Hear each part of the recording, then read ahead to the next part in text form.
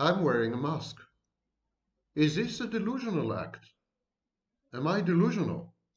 There are quite a few people who deny the existence of a virus, or even that there is a pandemic going on. And the vast majority of humanity would disagree with them. And so they would consider people who take off their masks to be delusional. Where do we draw the line? How can we tell the difference between delusion and belief, delusion and hope, delusion and optimism? How do we know what is normal and what is abnormal? Is it a spectrum? Are these discrete states easily distinguishable? Hope and optimism, for example, should be derived from reality testing, from a realistic assessment of the environment, human environment and natural environment. If hope and optimism and belief derive from a delusion, never mind how widespread this delusion is, then they are pathological. They are unhealthy. And so today I would like to discuss everyday life. Phenomena in everyday life which could easily be cast as psychopathologies, as mental illness, as forms of sickness. And then ask the question, why do we exempt these behaviors? Why do we as psychologists exempt these behaviors? Why do we give them a pass? Why, when we see similar behaviors in other settings, in other cultures, in other contexts, we pathologize them, but we don't when it is in our culture, for example? It's a complex issue and a very touchy and controversial one. And I hope you stay with me to the end, because it's going to be a bumpy and ego-dystonic ride. Guaranteed. Where do we draw the line? Normal people adapt themselves to their environment, human environment, natural environment. Abnormal people, people with mental health problems, do exactly the opposite. They try to adapt the environment to themselves. They don't want to change, they don't change, or they are incapable of changing. So they expect the environment to change. Society, friends, family, the workplace. They have idiosyncratic needs, a unique profile, and they expect everyone around them to mold themselves to fit this profile, like a key and a lock. And when these sick individuals succeed, when they do transform their environment, human environment, their society, or natural environment, when they do this, everything is pathologized. Consider, for example, Nazi Germany and Adolf Hitler. Adolf Hitler was a very sick man. Nazi Germany was a very sick society. Why? Because it had adapted itself to the profile of Adolf Hitler. So what's the difference between Adolf Hitler and other movers and shakers in human history? What's the difference between him, for example, and Napoleon? Why don't we castigate Napoleon in the same terms that we castigate Adolf Hitler? Where do we draw the line? Before we start, starting with Sigmund Freud and his disciples, there was a new trend of sociobiology. We started to medicalize, we started to pathologize what was hitherto known as sin, wrongdoing, misbehavior. You see, psychology succeeded religion. Before there was psychology, there was religion. And religion provided inner peace. Religion provided and gave healing. Religion fostered and engendered peace of mind. Religion was a form of impromptu psychology or psychiatry or therapy. Religious was a form of psychotherapy.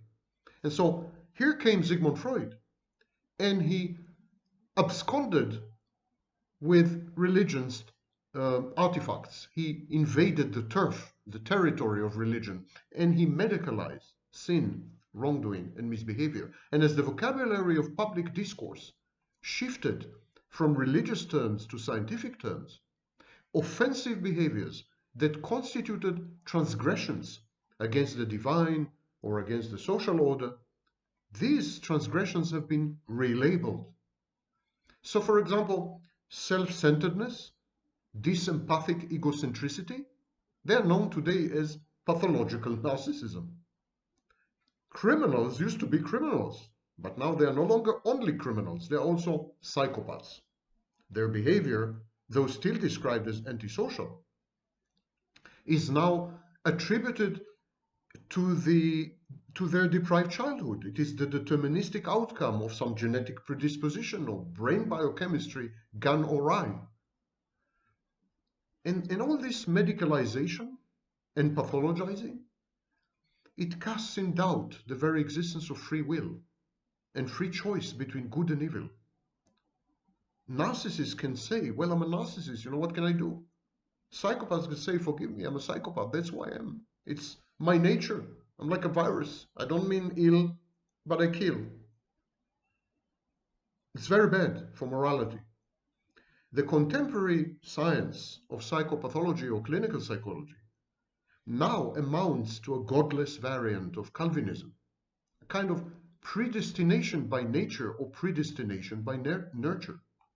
So what I want to do in today's lecture is to examine 5 everyday phenomena and how psychology took over and pathologized these phenomena, and how it refused to pathologize, declined to pathologize other phenomena which definitely are pathological and should have been pathologized. And start, of course, how else? With religion. Here's a question. What constitutes an established or institutional religion? And what's the difference between a religion and a cult, or a cult and a sect? Is it the quantity or the number of followers? Because if it is, we are in trouble. The Moonies, the Unification Church, they had 4 million followers at the peak. That's a big number of like-minded people, all of them adhering to the same tenets. And yet, no one would say that the Unification Church was a religion, or even a religious establishment. They were regarded widely as a sect. So what's the difference? Is it historical precedent, like tenure in a university? The longer you are around, the more a religion you become. I mean, the longer the period, the more you are considered a religion. Is this it? Religious people display manifest signs of addiction. The religion caters to numerous elements in the addictive personality. I could safely say that religious people are junkies. They're not junkies of substances, but they're junkies of narratives, of signs, of symbols, of miracles, and ultimately of delusions. And we are trying desperately to avoid this discussion in psychology. Why? Because religious people are very powerful, because they're very numerous. And because they're very numerous, they have political might. And they can leverage this political might and the money that stands behind it to destroy, exterminate psychology. Bear in mind that most universities in the world rely on state finance. And in most countries in the world, religion has a pronounced political role. So it's like taking on the Republican Party. You wouldn't want to do that. Psychologists, therefore, are politically correct, as we will see. Every diagnosis in the Diagnostic and Statistical Manual hastens to say, no, this is not about religion. Let me read to you the text. An individual, I'm reading from the Diagnostic and Statistical Manual, edition 5. An individual's cultural and religious background must be taken into account in evaluating the possible presence of a delusional disorder. Really? Why? The content of delusions also varies across cultural contexts. You don't say. That's a politically correct statement. It's a message that the community of psychologists is sending to religion to institutional religions. Don't worry, we're not going to attack you. We're not going to pathologize you. We're not going to encroach on your turf and invade your territory. To each his own. We are not going to declare that religion is a delusional disorder. That's not okay. That's intellectual dishonesty. Because if you look at the definition of delusional disorder and the diagnostic features of delusional disorder as they are embedded in the Diagnostic and Statistical Manual, the first thing that comes to mind is religion. Not the second, the first. It's a perfect encapsulation, description, and capturing of the essence, the quiddity of what it is to be religious. And now to explain what I'm referring to. If you believe that the scriptures of every religion, Old Testament, New Testament, Quran, Buddhist writings, Rig Veda, whatever, if you believe that scriptures, religious writings, are beautiful literature, I'm all with you. Never surpassed. The best there is. You know, soul lifting if we had a soul. If you believe that religious writings are allegories of the human condition, of history, I'm all with you. I'm all for it. Religious writings are wise, sagacious. They are distillations of millennia of human experience. They should be studied thoroughly, absolutely, mandatorily, I would say. But if you believe that the events described in religious writings have happened, had actually happened, that they are real, that they are a form of history, something is seriously wrong with you. You're mentally ill. What is your mental illness? Delusional disorder. And the psychiatric establishment and the psychologists all over the world, they're terrified of religious people. They don't want problems. They don't want their budgets cut. They don't want to be decapitated. They don't want any trouble. So they stay away from religion, which is intellectually dishonest. A while back, it was suggested that religion, mysticism, and more generally spirituality are actually genetically determined. It was known as the God gene hypothesis. And it proposes that spirituality is influenced by heredity. And there's a specific gene. It's called the vesicular monoamine transporter, VMAT2. And this gene predisposes humans towards spiritual or mystical experiences. The first to propose this idea was a geneticist, actually. His name was Dean Hamer. In 2004, he published a book called The God Gene, How Faith is Hardwired into Our Genes. And the hypothesis is based on a combination of behavioral, genetic, neurobiological, and psychological studies. And the arguments of this hypothesis are the following. Number one, spirituality can be quantified, can be measured by psychometric tests. Number two, the underlying tendency to spirituality is partially heritable, it's genetic. Number three, part of this heritability can be attributed to a specific gene, VM82.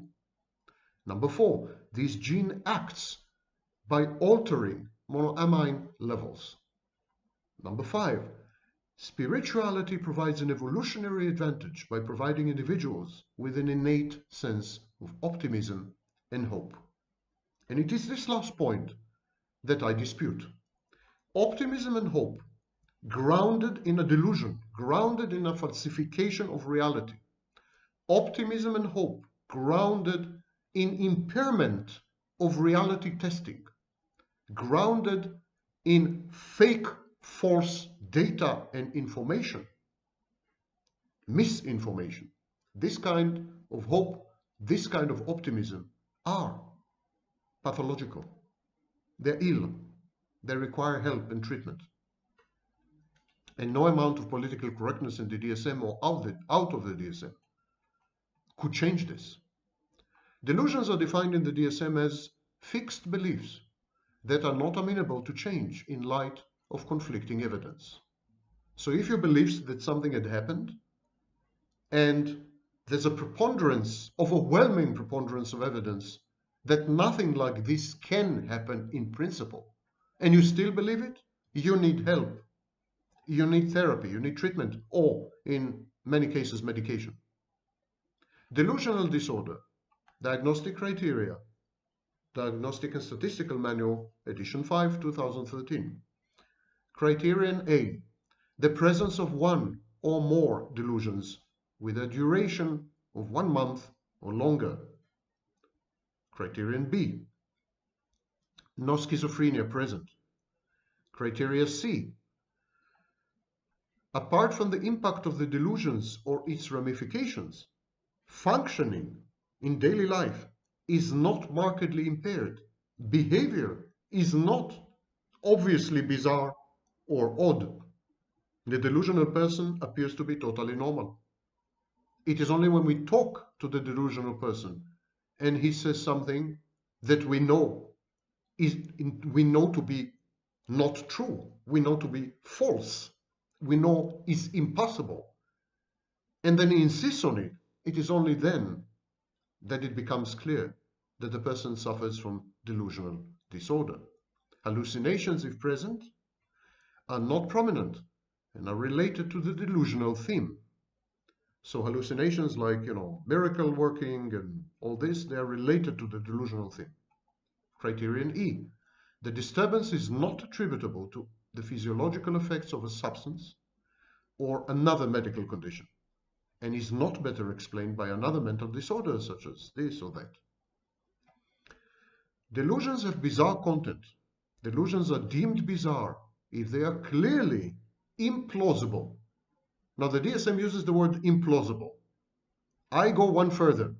What about impossible? Let me rephrase this sentence. Delusions are deemed bizarre, ultra bizarre, insane, if they are clearly impossible, not understandable. I'm continuing with the DSM. Not understandable, not derived from ordinary life experiences. So these are bizarre delusions. And delusions are continuous, says the DSM. Symptoms fulfilling the diagnostic symptom criteria of the disorder are remaining for the majority of the illness course, with sub-threshold symptom periods being very brief relative to the overall course. So religious skepticism would be a break in this delusional disorder, but it would be brief. And if it's not brief, it's healing, actually. Now, what about the people who have religious experiences, mystical experiences, including the founders of all the major religions all over the world? What about these people? They not only suffer from delusional disorder, but they are in all likelihood psychotic. They have had psychotic disorder. And their psychotic disorder was coupled probably with dissociative identity disorder. So the people who spawned, who gave rise to religions all over the world, especially religions which are delusional, religions which rely on events or history which is utterly impossible. So these kind of people, they not only had delusional disorder, which is clear because they came up with these delusions and they believed in the veracity of these delusions. They had experienced these delusions as real. Their reality testing was shot. But they had two other probably co-occurring mental illnesses. Psychotic disorder, and remember, psychotic disorder is when you externalize internal objects. When you hear voices talking to you, or you see visions, which are actually internal objects, elements of your own mind. You just don't know the difference. You can't tell the difference. So elements of your mind look to you to be real and outside you. That's psychotic disorder. We call this process hyperreflexivity. But they had another thing, which is dissociative identity disorder. I would like to read to you the diagnostic criteria for dissociative identity disorder. A, disruption of identity characterized by two or more distinct personality states, which may be described in some cultures as an experience of possession. This is the DSM, not Samvagnin. The disruption in identity involves marked discontinuity in sense of self and sense of agency, accompanied by related alterations in affect, behavior, consciousness, memory, perception, cognition, and/or sensory motor functioning. These signs and symptoms may be observed by others or reported by the individual.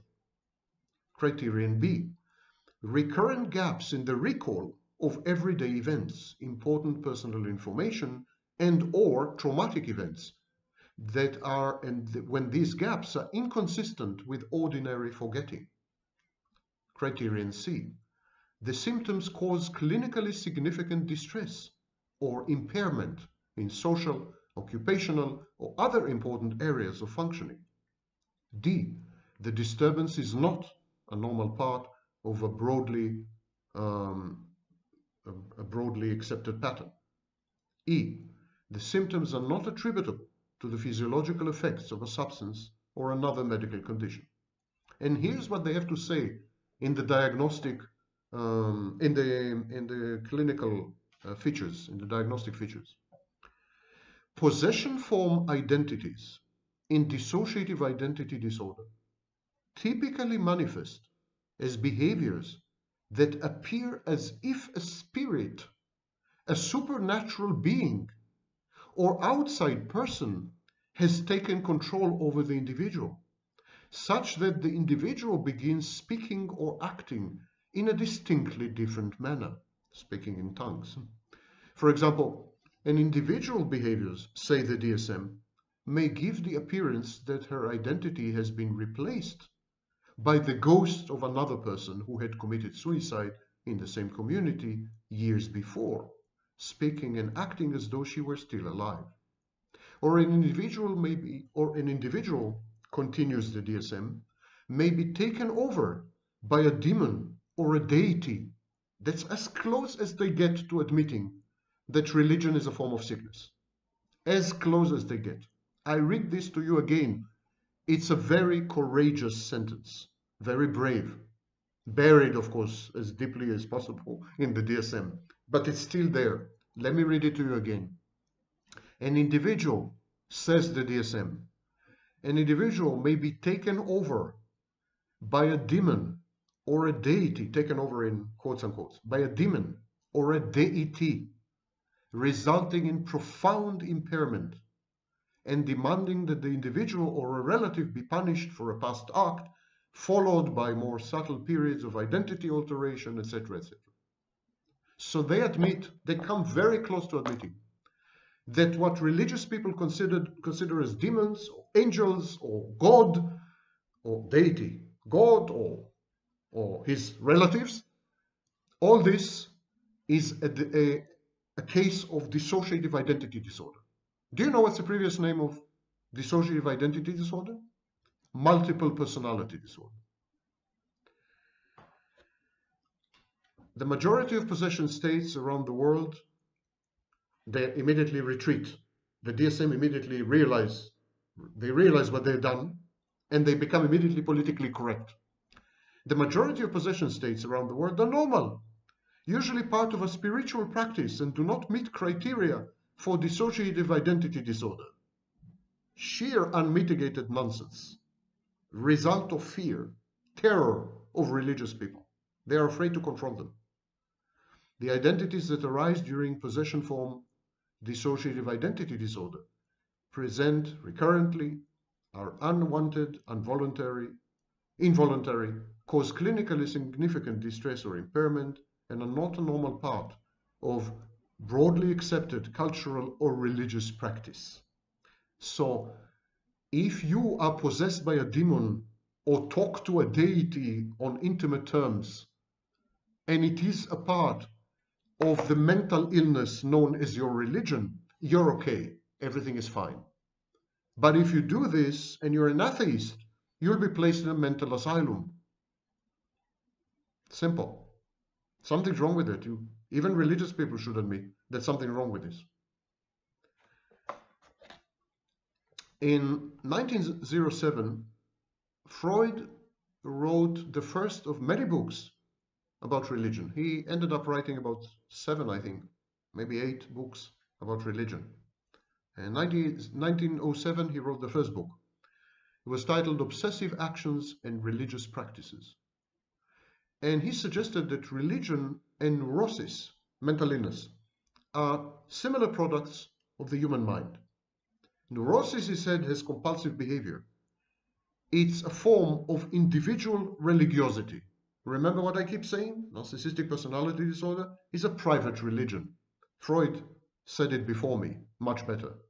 He said neurosis is individual religiosity. And what about religion? Freud said religion, with its repetitive rituals, is a universal, obsessional neurosis. Where are the brave psychologists that existed 100 years ago? Of course, Karl Marx, who was not a psychologist and not a religious person, to use a British understatement, he was a 19th century philosopher and the founder of Marxism.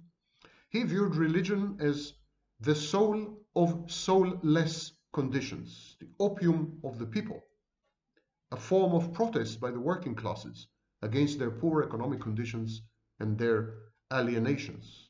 All modern religions and churches are organs of bourgeois reaction used for the exploitation and stupefaction of the working class. Let me translate it to you. He says that established institutional religion is there to take your money. It's a self-enriching, narcissistic con artistry form of organization. And I fully concur. So does Dawkins, by the way. Okay. You know, homosexuality was considered a mental illness until 1973. It was included in the Diagnostic and Statistical Manual. And now it is not. Now it is common, accepted practice, not even stigmatized anymore, and definitely not a mental illness by any definition of the word, by any stretch of the word. So if mental illnesses and mental disorders can make exits and entrances, you know, into the DSM and out of the DSM, because, for example, sadistic personality disorder disappeared from the DSM, masochistic personality disorder disappeared from the DSM. Are these real entities? Are these real disorders? Are these real illnesses? Are these clinical entities akin to cancer or diabetes?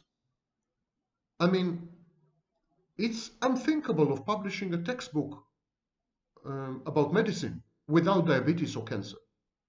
But here is the DSM dispensing of dozens of diagnoses in and out like a Luna Park, like a theme park, you know? And it's very disorienting because it's not clear what are the ideological, intellectual criteria and foundation for inclusion or exclusion. Even giants of the field like Theodore Millon, they argue for the inclusion of certain mental health personality disorders, sadistic, masochistic, negativistic, passive-aggressive, also not in the DSM. So there's a huge debate among the giants of the field, among the most preeminent scholars as to what should be and shouldn't be. Malignant narcissism, Kernberg was an advocate of malignant narcissism. It's not in the DSM. So, and no one knows. It's totally not transparent. No one knows. The minutes of the committee, the DSM committee, are not published. No one knows why certain disorders make it and others become apocryphal. It's this flux renders the whole profession of psychology and psychiatry very suspect. And this is why even theoreticians, even psychologists, even, you know, they are afraid to take on everyday phenomena, such as religion. Because if they pathologize religion and it's reverted, like in Wikipedia, you know, revert vandalism, it's reverted tomorrow, how are they going to look? So the DSM is much about exclusion as about inclusion. It tells you if it's Culturally accepted, it's okay. If it's a religious practice, it's okay. If it's relevant to the period in history, it's okay. I mean, they are very wary to take a set of principles, set of diagnostic criteria, and apply it fearlessly and rigorously to observable phenomena of human conduct and misconduct. Which leads me to conspiracism. Conspiracy theories, the people who believe in conspiracy theories, and what is their psychology or psychopathology? Conspiracism is the propensity to believe in unproven and unverified, often repeated conspiracy theories, urban legends, myths, and patent falsehoods, usually involving an evil intent of a cabal to abuse, manipulate, and exploit the unsuspecting masses. And I'm not talking only about the well-known conspiracy theories, because, for example, the whole empath movement online is a conspiracy theory, with a narcissist in the role of the evil demonic presence, and the empath in the role of the angel, angelic, blameless. So this is a conspiracy theory. Most people are gullible. They believe literally anything and anyone. A well-documented and thoroughly researched phenomenon known as the base rate fallacy. And then once they come to believe something, they defend their misconceptions fiercely as they actively align themselves with other people, like-minded people, and signal their uncritical conformity in like-minded tribes and silos. Confirmation bias goes hand in hand with virtue signaling. I believe what you believe. I'm as virtuous as you are. Frequent exposure to these echo chambers, to this toxic nonsense. Such exposure solidifies the belief in these outlandish and inane narratives. And this phenomenon is known as consistency. Social media leverage consistency as a grist to their perpetuum mobile rumor and gossip mills. Other cognitive distortions feed into conspiracism.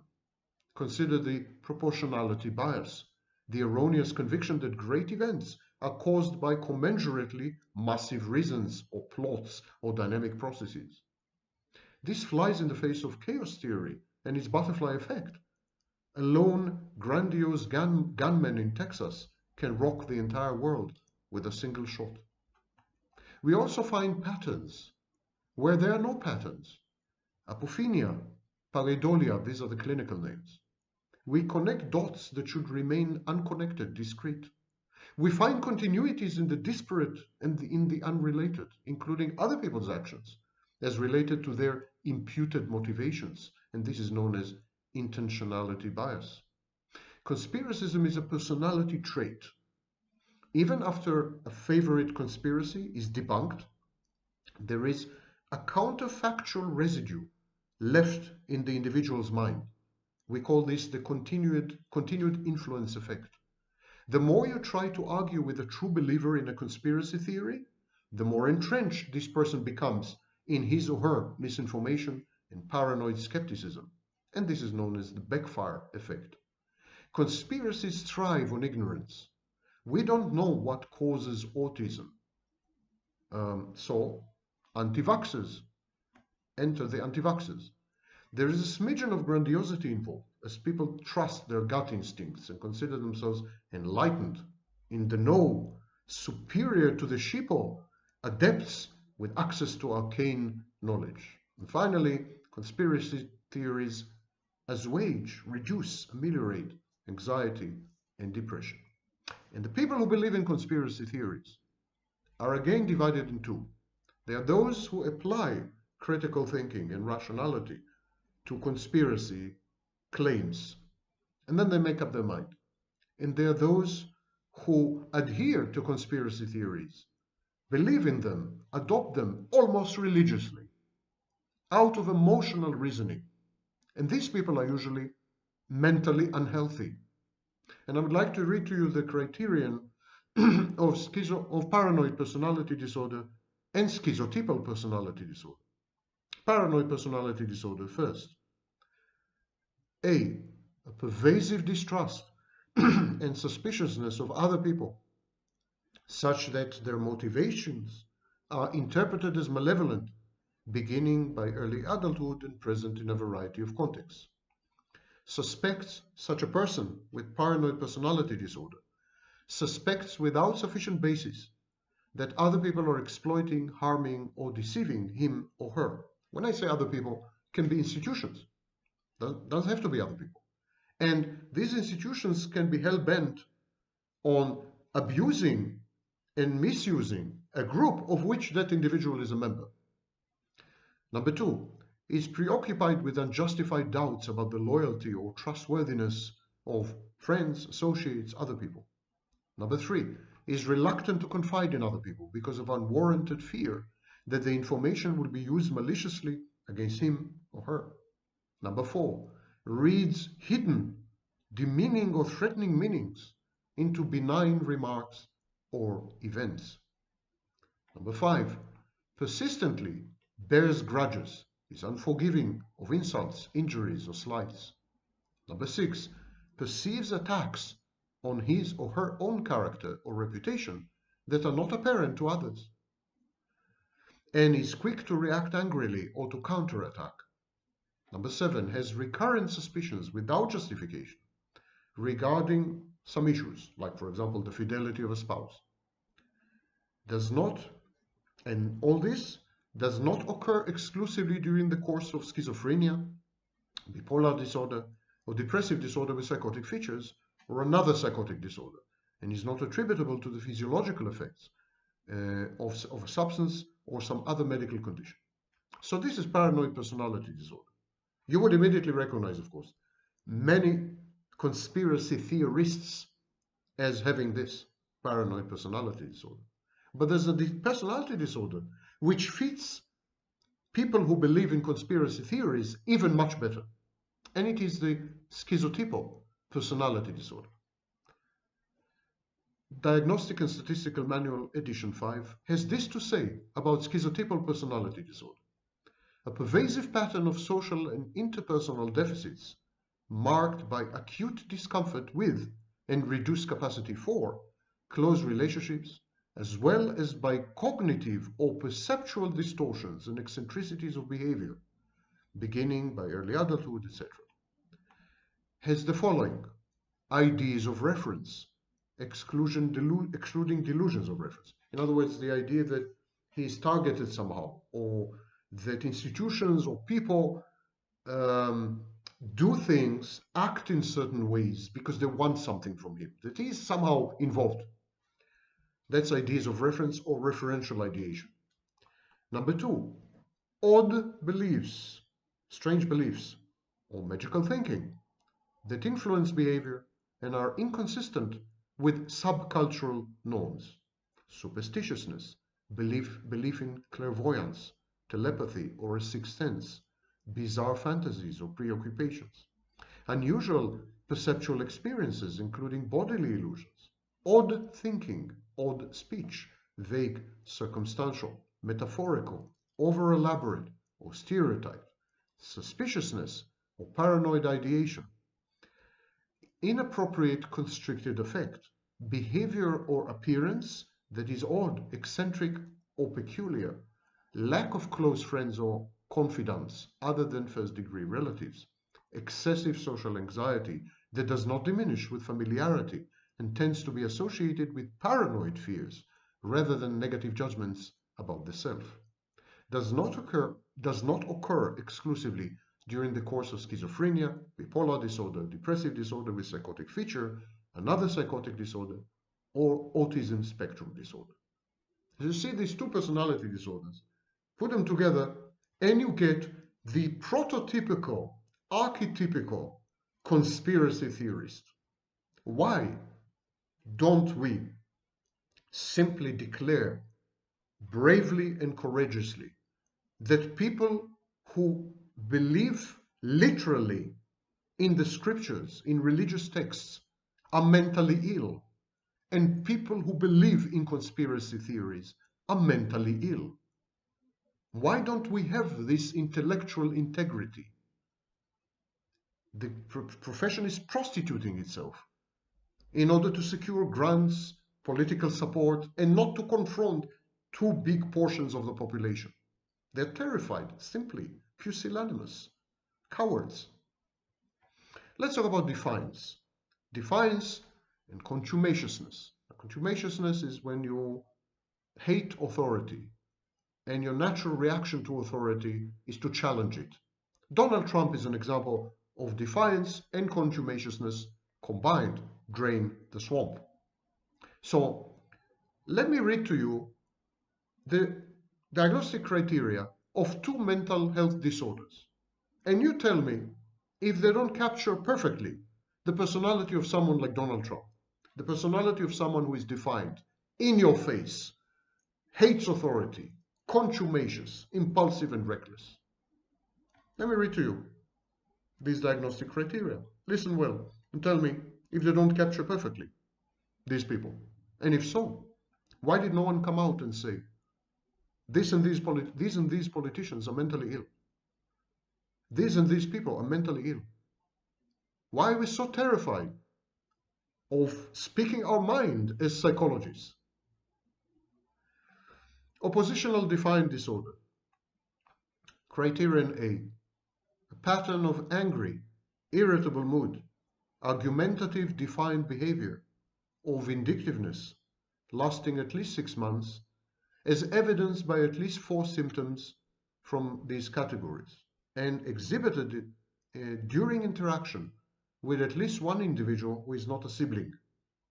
So, someone with oppositional defiant disorder has these: angry, irritable mood, often loses his temper, is often touchy or easily annoyed, is often angry and resentful, argumentative, defiant behavior, often argues with authority figures or with adults if it's a child, often actively defies or refuses to comply with requests from authority figures, refuses to comply with rules, often deliberately annoys other people, often blames other people for his or her mistakes or misbehavior. Vindictiveness, has been spiteful or vindictive at least twice within the past 6 months.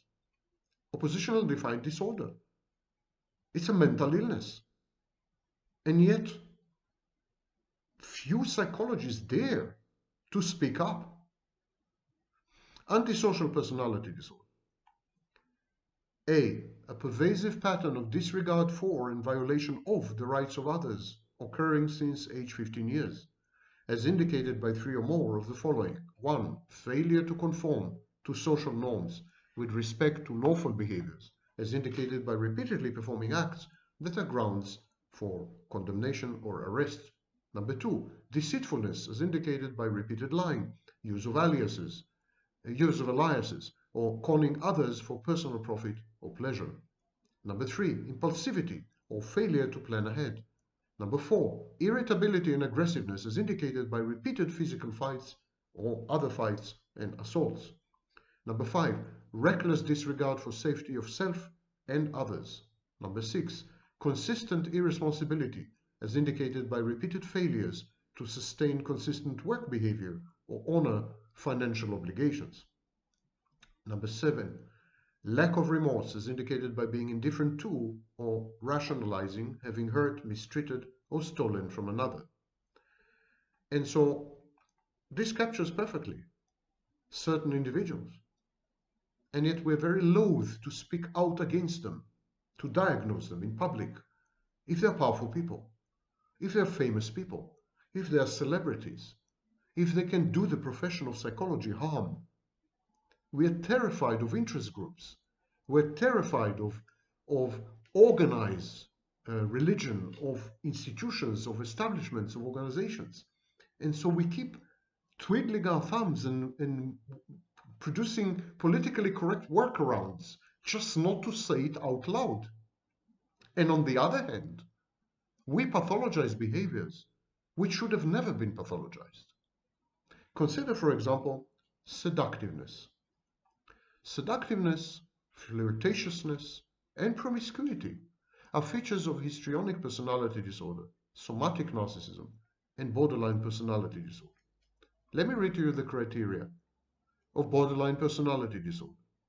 a pervasive pattern of instability of interpersonal relationships, self-image, and affects, marked impulsivity, beginning by early adulthood and present in a series of contexts, frantic efforts to avoid real or imagined abandonment, do not include suicidal or self-mutilating behavior, which are covered in criterion 5. Number 2, a pattern of unstable and intense interpersonal relationships characterized by alternating between extremes of idealization and evaluation. Number 3, identity disturbance, markedly and persistently unstable self-image or sense of self. Number 4, impulsivity in at least 2 areas that are potentially self-damaging. Example, spending, sex, substance abuse, reckless driving, binge eating. Number 5, recurrent suicidal behavior, gestures or threats, or self-mutilating behavior. Number 6, affective instability due to a marked reactivity of mood, intense episodic dysphoria, irritability, or anxiety, usually lasting a few hours and only rarely more than a few days. Number 7, chronic feelings of emptiness. Number 8, inappropriate intense anger or difficulty controlling anger, frequent displays of temper, constant anger, recurrent physical fights. And number 9, transient, stress-related paranoid ideation or severe dissociative symptoms. Now this is a pathology. This is clearly a pathological state which requires help. Compare this to histrionic personality disorder, which I'm about to read to you. Why do we pathologize histrionic behaviors? Common daily occurrences by billions of people. So we dare to pathologize women mostly. We dare to pathologize women with borderline personality disorder, with histrionic personality disorder. There's a gender bias. We dare to pathologize women because they have been, until now, weak, disorganized. They didn't have a lobby. They didn't have a movement. They didn't have political power. They didn't have corporate power. So the DSM is rampant, flooded with pathologized female behaviors. Yet when it comes to organized religion, conspiracy theories, etc., no way. It's okay. It's not pathological. It's culturally appropriate. It's religiously appropriate. It's spiritual. It's any cop-out in the book. Histrionic personality disorder. Listen well. A pervasive pattern of excessive emotionality and attention-seeking, beginning by early adulthood, is uncomfortable in situations in which he or she is not the center of attention. Interaction with others is often characterized by inappropriate, sexually seductive or provocative behavior, whatever that means. Displays rapidly shifting and shallow expression of emotions. Consistently uses physical appearance to draw attention to herself. Has a style of speech that is excessively impressionistic and lacking in detail. Shows self-dramatization, theatricality, and exaggerated expression of emotion. Is suggestible, easily influenced by other people or circumstances. Considers relationships to be more intimate than they actually are. Now this is not a pathology. I don't know, it's a personality style. But it's not a pathology. There's nothing pathological here. Some things are exaggerated, some things are underemphasized. For example, one thing they forgot to mention is that actually histrionics are hyposexual. They don't like sex. So compare borderline to histrionic and see how we pathologize behaviors, traits, lifestyle choices, and personality styles that should never be pathologized. Let's take another example. Loners. You don't like people. You don't like company. You don't like sex. You don't like to have an intimate partner. You like being with yourself. You like your own company. You find it titillating and thrilling and perfect fun. You don't need anyone. You're a loner. Oops. In creeps schizoid personality disorder. Yes, they have pathologized preference to being alone because it's asocial. There are echoes here of social control, trying to tell you how you should behave, how you should feel, and who you should be, determining your identity via the levers of the professions of psychology and psychiatry. Psychology and psychiatry had placed themselves at the disposal of societies all over the world. In communist countries, psychiatrists would commit dissidents, would commit opposition figures to mental asylum, lock them up at the service of the communist regime. Something very similar is happening in the capitalist world. If you don't behave in socially conforming ways, you are pathologized, you are declared mentally ill, and then they can do anything to you, literally anything. So, schizoid personality disorder, a pervasive pattern of detachment from social relationships, and a restricted range of expression of emotions in interpersonal settings. Neither desires nor enjoys close relationships, including being part of a family. How shocking! Almost always chooses solitary activities, has little if any interest in having sexual experiences with another person, takes pleasure in few if any activities, lacks close friends or confidants other than first-degree relatives, appears indifferent to the praise or criticism of others, good for him, shows emotional coldness, detachment, or flattened affectivity, does not occur exclusively during schizophrenia, etc., etc. This absolutely, there's nothing pathological in any of this. It's a personality style, perhaps even a regrettable personality style as far as the individual is concerned. He's missing out on many things, but it's not a pathology. So either we refuse, we decline to pathologize people, groups, and institutions because they're powerful, and we are afraid of them. Or we pathologize pathetic groups like loners and minority groups like women because we can, and we are not afraid of them.